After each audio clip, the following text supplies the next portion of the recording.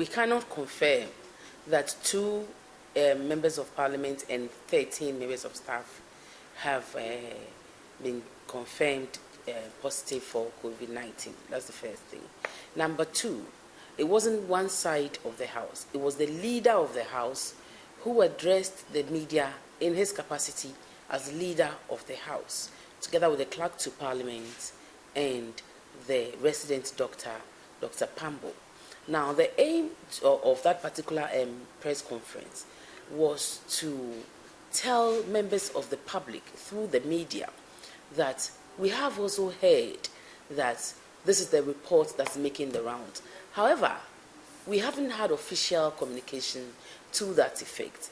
Therefore, ignore that particular report until a time when we can actually confirm that, yes, we have heard that these numbers of people in Parliament have tested positive.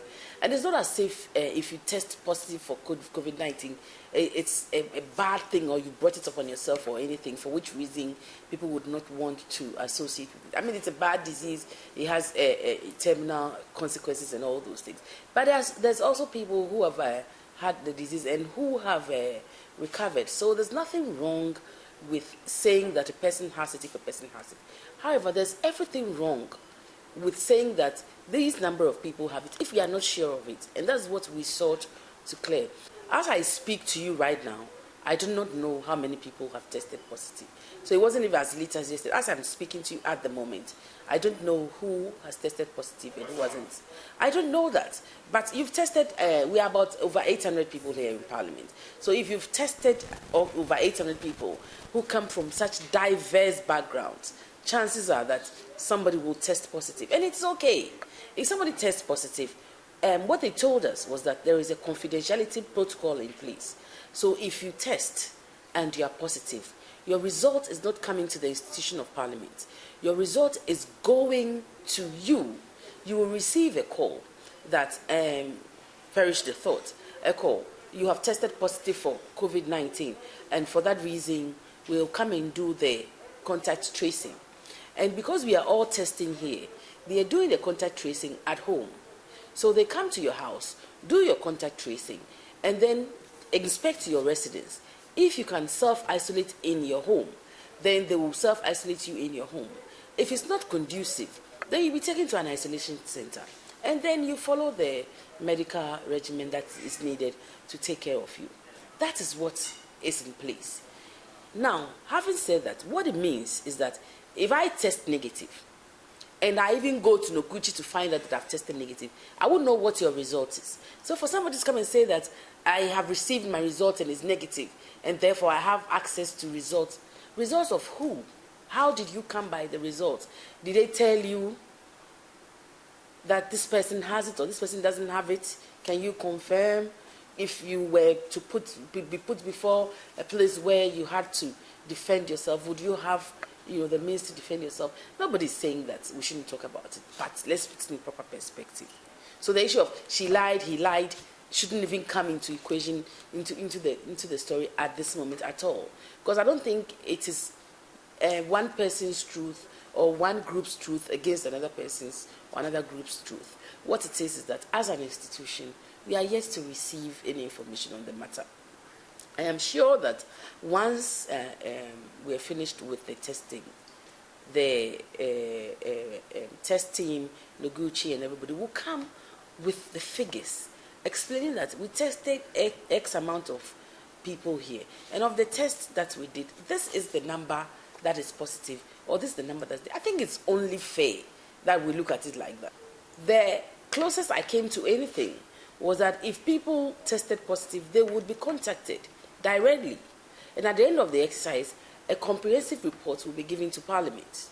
That's what I'm working with. I don't know how my posture was, whether you're referring to my posture or the posture of Parliament. But I don't know if that's the impression we gave.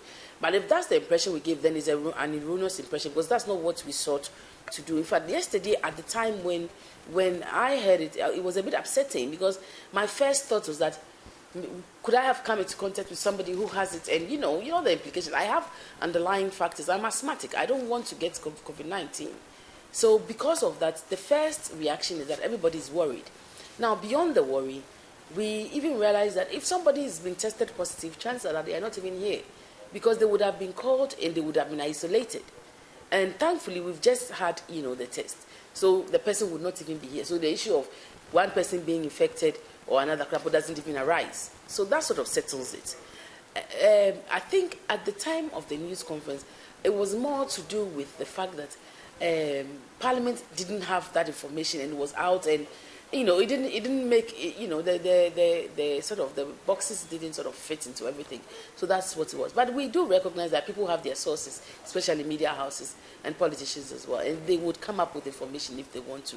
But it's just that the information is not official parliamentary report. I would apologize if I did lie. I did not lie. I did not have any reason, I still do not have any reason to lie about anything regarding the testing and the results when I have them. At the time I spoke, at the time I signed a news release in my official capacity, I signed it with the knowledge that Parliament has not got any reports with regards to the testing. I am the one who authored the news release. It was authored based on information that I got from the institution of Parliament. That is the information I'm working with. Anything else, I do not. And like I said, I don't want to be engaged with he lied, she's telling the truth, because that's not what I'm interested in. What I'm interested in is that when we have the information, we will put it out in the public space, and then people will be able to know what we work with and who has what and who doesn't have what. I think that's what we should, in terms of the figures and in terms of the personality. So I think that's what I personally am interested in, and I think that's what public affairs and by extension Parliament should be interested in at the moment.